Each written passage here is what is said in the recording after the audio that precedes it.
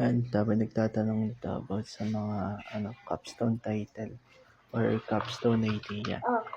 Wala akong masasuggest na magandang title.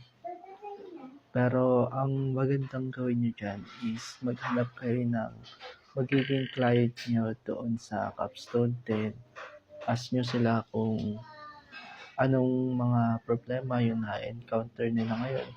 Or ano yung magandang system na mapapabilis doon sa workflow nila. Kunwari, meron kayo dyan nakita na restaurant.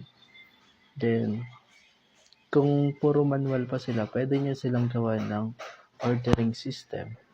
Mga ganun. Kahit mga simple lang, try nyo muna. Then, ang title na ginamit namin doon, nung nagka-capstone ako is yung tungkol sa OJT management system yun.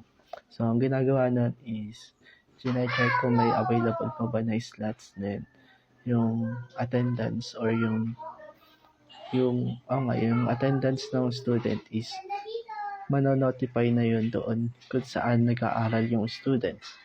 Then yung grades ng student, yung pointing system is nandun na din. Kunwari may ginawang task yung student, i-upload lang niya doon. Then gigrade na siya nung advisor niya or yung nag-handle sa kanya na OJT.